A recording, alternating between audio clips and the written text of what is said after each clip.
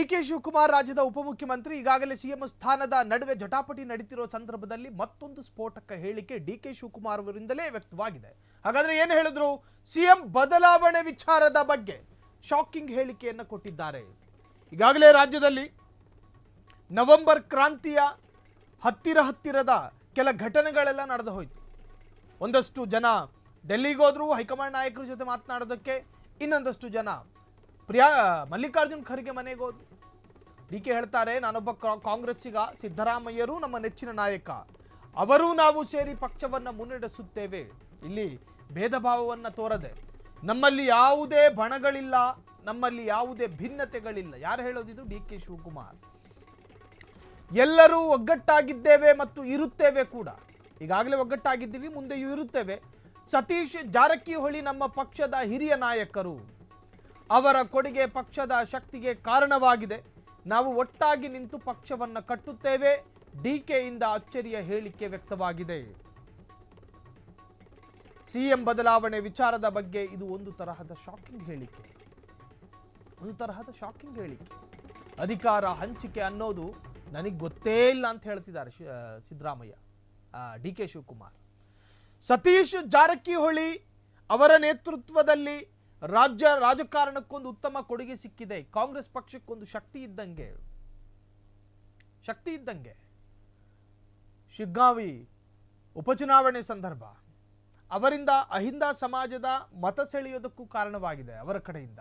ಹಾಗಾಗಿ ನಾವೆಲ್ಲರನ್ನ ವಿಶ್ವಾಸಕ್ಕೆ ತೆಗೆದುಕೊಳ್ಳುವಂತಹ ಪ್ರಯತ್ನಗಳು ನಮ್ಮಿಂದ ಆಗಿದೆ, ಮತ್ತೆ ಮುಂದೆಯೂ ಆಗುತ್ತೆ. ನಮ್ಮಲ್ಲಿ ಯಾವುದೇ ಬಣಗಳಿಲ್ಲ. ಈಗಾಗಲೇ ಹೇಳುವಂತೆ ಮಲ್ಲಿಕಾರ್ಜುನ್ ಖರ್ಗೆ ಬಣ, ಸಿದ್ದರಾಮಯ್ಯ ಬಣ, ಡಿಕೆ ಬಣ, ಜಿ ಪರಮೇಶ್ವರ್ ಬಣ, ಅಲ್ಪಸಂಖ್ಯಾತರಿಗೊಂದು ಬಣ, ಹೀಗೆ ಅದು ಯಾವುದೇ ತರಹದ ಬಣಗಳಿಲ್ಲ. ನಾವು ಬಣಬಡಿದಾಟಕ್ಕೆ ಆಹ್ವಾನಿಸುವವರಲ್ಲ. ನಮ್ಮಲ್ಲಿ ಬಣಗಳಿಲ್ಲ, ನಮ್ಮಲ್ಲಿ ಭಿನ್ನತೆಗಳಿಲ್ಲ. ಇದು ಸಾಮೂಹಿಕ ನಾಯಕರ ನೇತೃತ್ವದಲ್ಲಿ ಶಕ್ತವಾದ ಪಕ್ಷ ಅಂತ ಹೇಳ್ತಾರೆ ಪ್ರತ್ಯೇಕವಾಗಿ ಈ ಶಬ್ದವನ್ನು.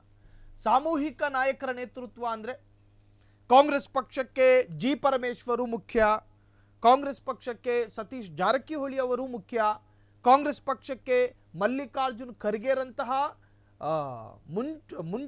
ಮುಂಚೂಣಿ ಜೊತೆಗೆ ಮುತ್ಸದ್ದಿ ನಾಯಕರು ಮುಖ್ಯ, ಡಿಕೆ ಶಿವಕುಮಾರ್ ಅವರನ್ನು ಒಳಗೊಂಡು ನಾನು ಕೂಡ ಕಾಂಗ್ರೆಸ್ ಪಕ್ಷಕ್ಕಾಗಿ ದುಡಿದವನು.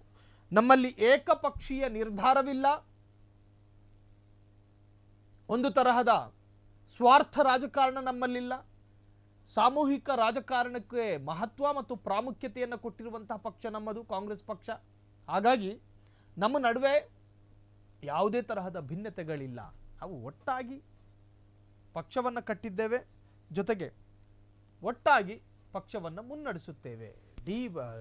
ಡಿಕೆ ಶಿವಕುಮಾರ್ ಅವರು ಹೇಳಿರುವಂತಹದ್ದು. ಜೊತೆಗೆ ಅಧಿಕಾರ ಹಂಚಿಕೆಯ ಬಗ್ಗೆ ಚುನಾವಣಾ ಪೂರ್ವ ಎಐಸಿಸಿ ಕಚೇರಿಯ ಯಾವುದಾದ್ರೂ ಒಂದು ಕೋಣೆಯಲ್ಲಿ ಕೇವಲ ಸುರ್ಜೇವಾಲಾ, ವೇಣುಗೋಪಾಲ್ ಹಾಗೆ ಹೈಕಮಾಂಡ್ ನಾಯಕರನ್ನೊಳಗೊಂಡು ಏನಾದರೂ ಮಾತುಕತೆಗಳೇನಾದರೂ ನಡೆದಿದ್ದಾವ? ಈ ಬಗ್ಗೆ ಅವರೇ ಕ್ಲಾರಿಟಿ ಕೊಟ್ಟರು. ಅಧಿಕಾರ ಹಂಚಿಕೆಯ ಬಗ್ಗೆ ಮಾತುಕತೆಯೇ ಆಗಲಿಲ್ಲ. ಸಿದ್ದರಾಮಯ್ಯನವರು ಮುಂದೆ 5 ವರ್ಷ, ಸಿದ್ದರಾಮಯ್ಯನವರು ಮುಂದೆ 5 ವರ್ಷ ಸಿಎಂ ಆಗಿ ಉಳಿತಾರೆ ಅನ್ನೋದ್ರ ಬಗ್ಗೆ ಏನು ಕ್ಲಾರಿಟಿ ಇರಲಿಲ್ಲ. ಆದರೆ ಒಗ್ಗಟ್ಟಾಗಿ ಕೆಲಸ ಮಾಡ್ತಾ ಇದ್ದೀವಿ. ನಮ್ಮ ನಾಯಕರು ಸಿದ್ದರಾಮಯ್ಯನವರು, ಅವರ ಮಾರ್ಗದರ್ಶನ ಅತಿ ಮುಖ್ಯ.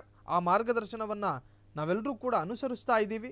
ಆ ಮಾರ್ಗದರ್ಶನದಿಂದ ನಾವು ಹೊರಗೆ ಬರೋದಿಲ್ಲ ಅಥವಾ ಹೊರಗೆ ಹೋಗೋದಿಲ್ಲ. ಪಕ್ಷಕ್ಕೊಂದು ಸಿದ್ಧಾಂತ ಇದೆ, ಪಕ್ಷಕ್ಕೊಂದು ಶಿಸ್ತು ನಿಯಮಗಳಿದ್ದಾವೆ. ಆ ನಿಯಮಗಳನ್ನು ಕೂಡ ನಾವು ಉಲ್ಲಂಘಿಸದೆ ಎಲ್ಲರೂ ಒಗ್ಗಟ್ಟಾಗಿ ಮುನ್ನಡೀತೀವಿ.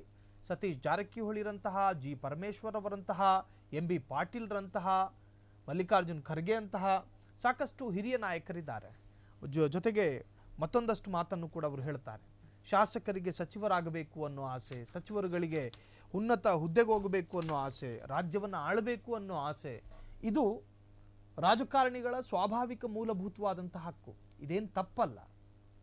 ಮನುಷ್ಯನಿಗೆ ಆಸೆ ಆಕಾಂಕ್ಷೆಗಳು ಇರೋದು ಸಹಜ. ಆದರೆ ಆ ಪಕ್ಷದ ಪದ್ಧತಿ ಮತ್ತು ಆ ಪಕ್ಷದ ಸಿಸ್ಟಮ್ ಅದನ್ನು ಹಾಳುಗೆಡವದೆ, ಆ ಸಿಸ್ಟಮನ್ನು ಓವರ್ಟೇಕ್ ಮಾಡದೆ, ಯಾರ ಮನಸ್ಸನ್ನು ನೋಯಿಸದೆ ತನ್ನ ಸ್ಥಾನವನ್ನು ಗಿಟ್ಟಿಸಿಕೊಳ್ಳಬೇಕು. ಅದನ್ನು ಹೊರತುಪಡಿಸಿ ನೀವೇನಾದರೂ ಆ ಸ್ಥಾನಕ್ಕಾಗಿ ಹೋರಾಟ ಮಾಡಿದ್ರೆ ಅದು ಪಕ್ಷ ಉಲ್ಲಂಘನೆಯಾಗುತ್ತೆ ಅಂತ ಹೇಳಿ DK ಶಿವಕುಮಾರ್ ಅಭಿಪ್ರಾಯವನ್ನು ವ್ಯಕ್ತಪಡಿಸ್ತಾರೆ. ಕ್ಷಣ ಕ್ಷಣದ ಸುದ್ದಿಗಳಿಗಾಗಿ ಫ್ರೀಡಂ ಟಿವಿ ಸಬ್ಸ್ಕ್ರೈಬ್ ಮಾಡಿ, ಲೈಕ್ ಮಾಡಿ ಹಾಗೂ ಫಾಲೋ ಮಾಡಿ.